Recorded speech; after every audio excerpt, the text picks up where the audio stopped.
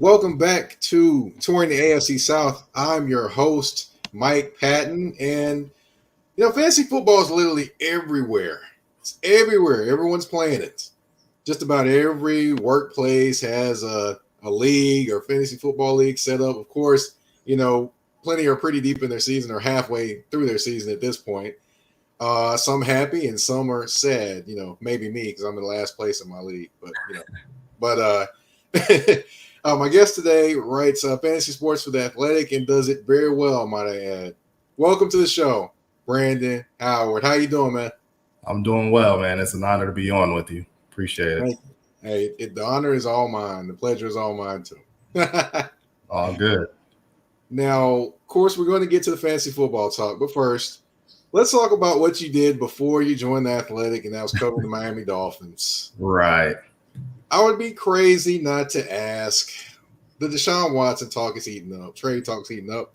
Yeah. And Miami is one of the main targets. Of course, just wanted to ask your thoughts on the Dolphins potentially getting Deshaun Watson. And because, the rumors have been really hot about him going there. They have. And I guess understandably so, because it's very rare that a quarterback that good and that young becomes available in the prime of his career, So I understand them trying to go after it. The rumors have been coming in hot and heavy, but it's hard for me to fathom, them making this deal now. Also with all the legal allegations pending, it's a lot going on, right? And then so you've got that hanging over your head and over his head, and but in the thick of all of this, Tua is not playing poorly. Like right now, he's not playing poorly. He's playing solid football. And, people go and they talk about the interceptions that he's had the last couple of weeks. And, a couple of them, the receivers kind of hung them out to dry, and there's miscommunication there, and they didn't see the defense the same way. So, he's not playing poorly, but I guess this Dolphins brass kind of wants that dynamic threat at quarterback, it seems like, and that's kind of the way the league is evolving. You want that quarterback that can get out there, make it an 11-on-11 game, and especially given that you don't really have a run game to speak of either. So the quarterback helps that if the quarterback can also run too, and it makes the rushing lanes wider for the running back. So I think that definitely helps. So I understand why they want to go after that. But it's hard for Tua to stick around, especially now, given the fact that, it's well known that this Dolphins brass has been poking around at another quarterback. It would be hard for me to see this trade deadline passing and them not, making a deal. Gotcha. It will definitely be interesting to watch. Now that we've got that question out of the way, yeah, let's get to some fantasy football. How did you get into the fantasy football talk, and especially just fantasy football writing? Yeah, definitely. Well, The Athletic was looking for more of a X's and O's slant to fantasy football. So, given the fact I do have experience, I played the game, and there's some things that I am able to see from an X's and O's perspective. So they were looking for that, and they asked for a sample writing, and I put that out there. Yeah, they liked what I was able to do, and I've been writing fantasy for them for the last 3 years now. So it's been cool. It's been a nice, fun adventure. Awesome, man. I can only imagine just the different ideas that pop up when you talk about writing fantasy football. Yeah, for sure. It's definitely different from covering the game itself, but you also get to talk about the talent and how you project the talent to perform, and that's what I enjoy most. Gotcha. Now, of course, it's in full swing, but let's go a little backwards. As a fantasy football expert, which I'm going to call you a fantasy football expert, what would you say is the biggest rule of fantasy football you have to follow? I'd say bet on talent. I say bet on talent. That's definitely one of the things you look at, but you also have to see how that talent marries with the team that they're on. So, how does that jive with the quarterback, the offensive philosophy, all those things you must take into consideration. So that, to me, the talent combined with where this particular player actually lands and the scheme he's in, Those are things that I think are most important when it comes to fantasy football. Gotcha.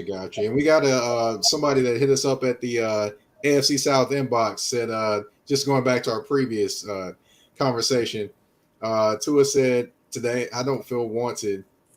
I don't feel not wanted. That is a tough situation to be in. It's business, but it's being poorly handled by the team, in my opinion. That's from Habiba, actually. Wow. She is from Toronto, Ontario, actually joining us. Wow. Okay. So, yes, if those that are watching don't know, I do have an AFC South inbox where people can drop questions and comments while the show's going on. Excellent. She's not alone. A lot of people feel the exact same way she feels. Right. And, of course, what's one of the biggest no-nos in fantasy football? I would say, so let's take the whole Myles Gaskin example. People had him as kind of like a fantasy sleeper because of the way he finished last season, right?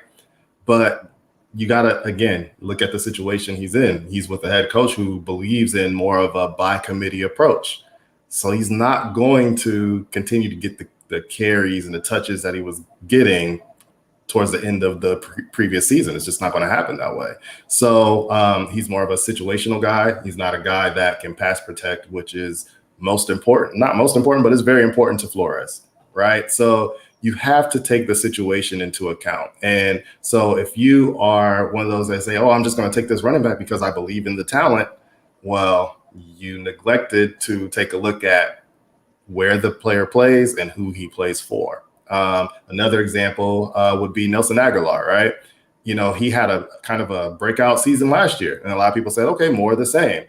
But then you look at who's his quarterback, right? So it's going to be a lot of checkdowns. The philosophy is a lot different than what he was in with the Raiders. So you just gotta take all of those things into consideration. You can't just look at the talent alone. You have to look at where they are.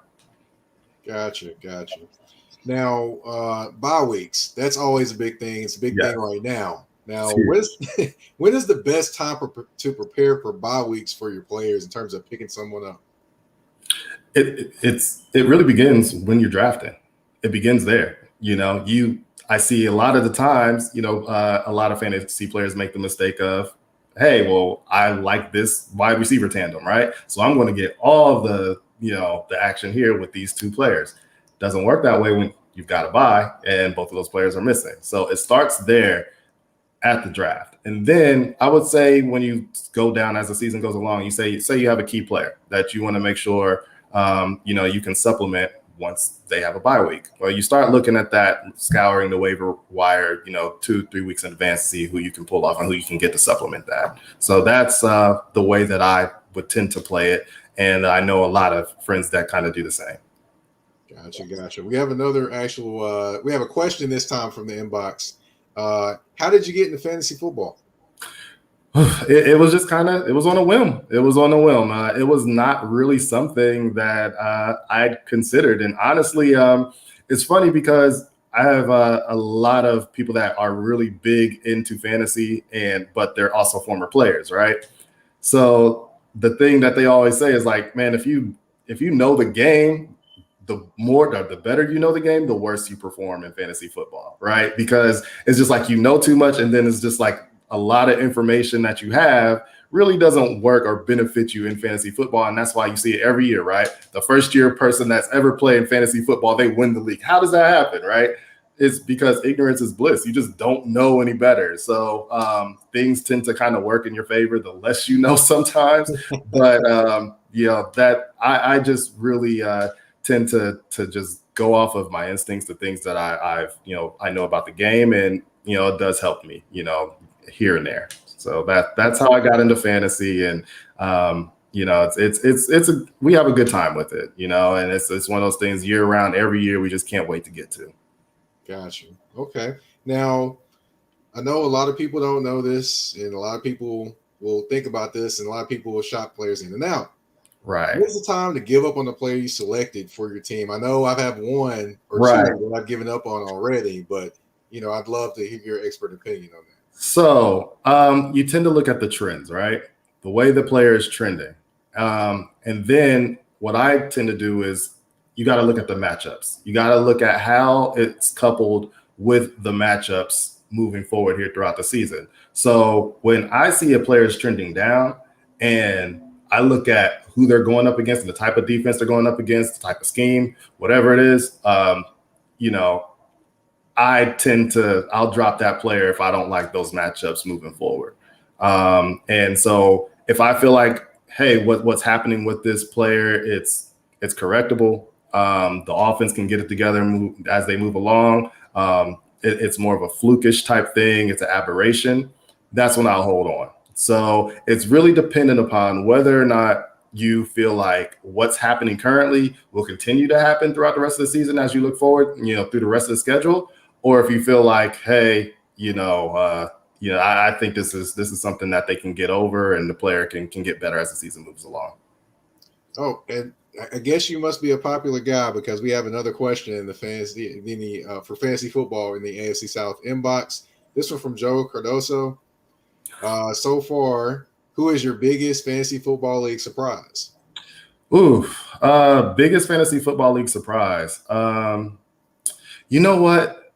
This is a player I love, but I gave up on because I felt like offensive coordinators just weren't creative enough to make sure that A, the player stayed on the field down in and down out, and B, are they going to get the touches necessary? Are they going to use them in a creative fashion? And that's Cordero Patterson.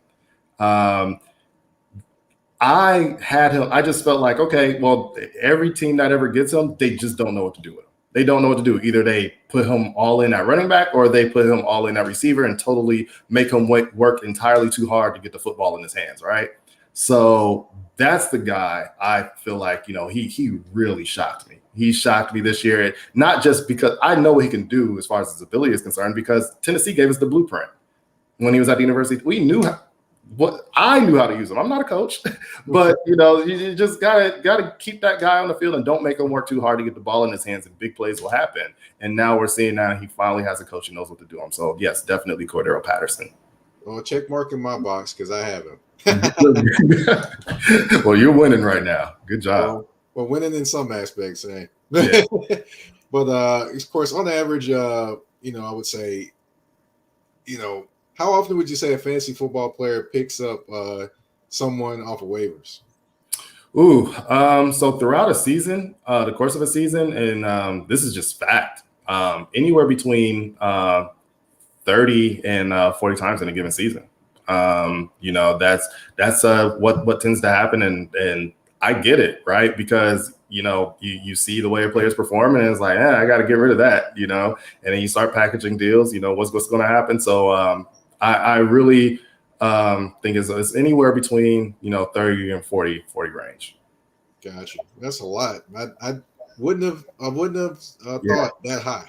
No, it is indeed that high. People are active, man. Active. Wow. Of course, I had to get the fantasy football questions in, but of course I have to narrow it down to the AFC South.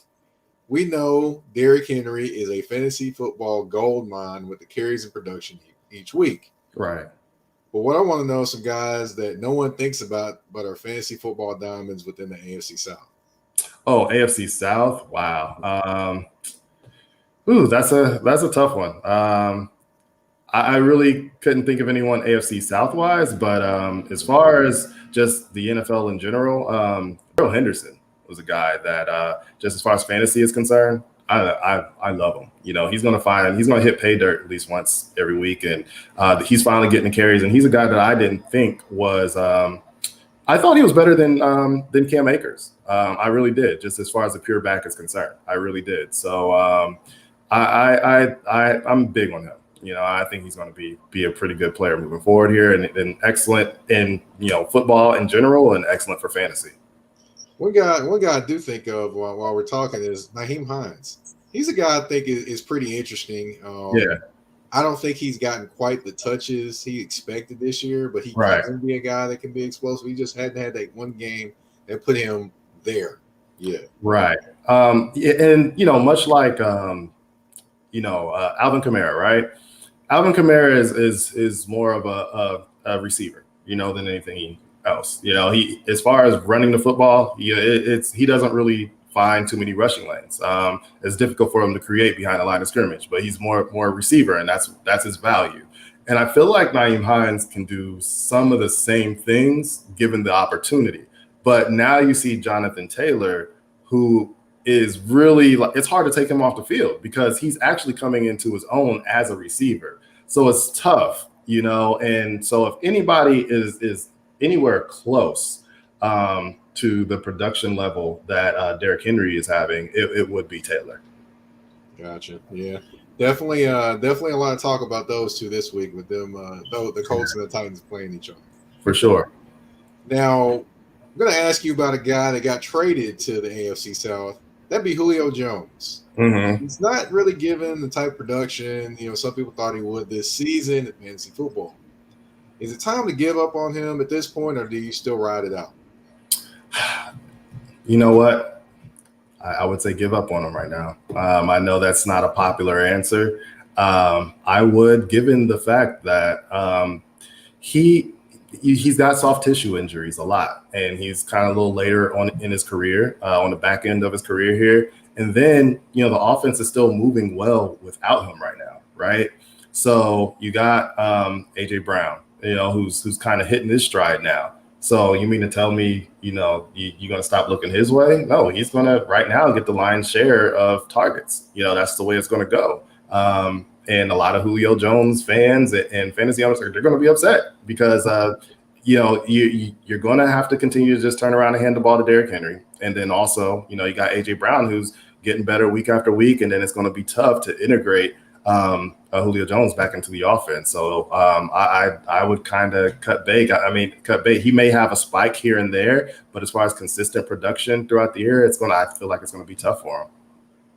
Wow, a lot of Titans fans are not liking that one, but hey, as long as he gets them towards the main goal and he's healthy towards the end of the season, right? Yes, fantasy football, no, they're not going to like it. Right.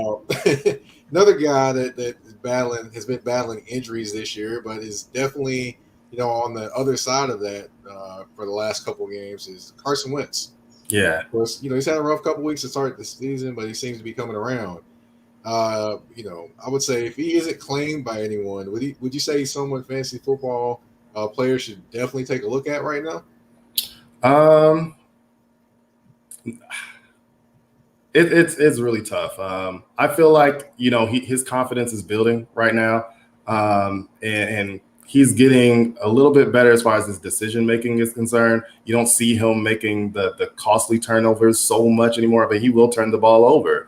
I feel like their best bet right now is to, again, turn around, hand the ball off to Jonathan Taylor. To me, he's the best player on their team. And so if they take the Tennessee Titans approach, right, and just let him go off of play action every now and then, and people take this the wrong way when we say game manager. He is a game manager. That's what he needs to be in order for a team to get the best out of him.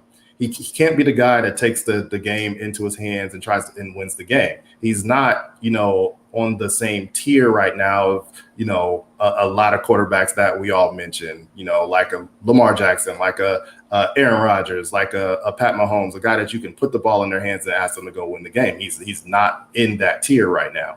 But he is a guy like a Ryan Tannehill. And I feel like if you take that approach with him, you can limit his mistakes. And I think that he can be a guy that kind of, puts up some touchdowns and everything like that. But I just don't think he's one of those guys that is going to go win you a game. So if you want to hold on to him, it's really dependent upon what this coaching staff decides to do with him there. If they're asking him to go win a game, I'd say no. If they're asking him to manage the game, I'd say yeah.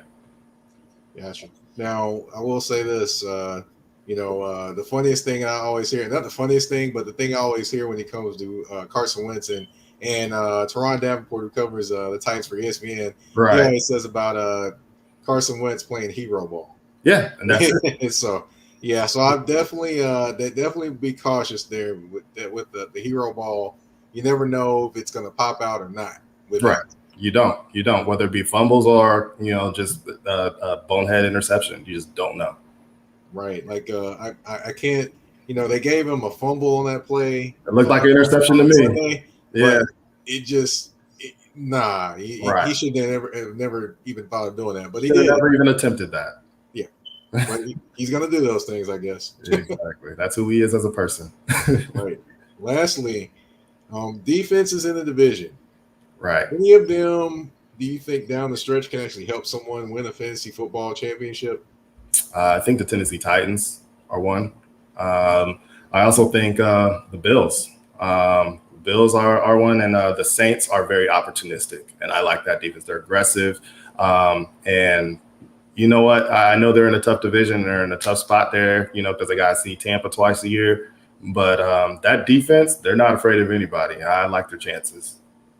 Gotcha. Definitely. I know I took some notes over here, so I can maybe help myself get out of the cellar in my fantasy football league. but I just want to, of course, thank you for your time. I know you got a busy schedule with everything going on, and where can people find you on social media and what all things you have going on coming up? Absolutely. So you can find me at bhoward_81. And you can find me on The Athletic. I'm going to be putting together a couple articles on, some playmakers that, I feel like are doing a great job and how they're being utilized and why I expect their upward trend to continue. And maybe I'll get into why some of the players like a Julio Jones, are kind of seeing a precipitous drop in their production levels. So that's kind of some of the things we're going to be getting into over at The Athletic. Sounds good. Just want to thank you again for coming on. Thank everybody for tuning in. You've been watching and listening to Touring the AFC South with your host, Mike Patton, and guest, Brandon Howard.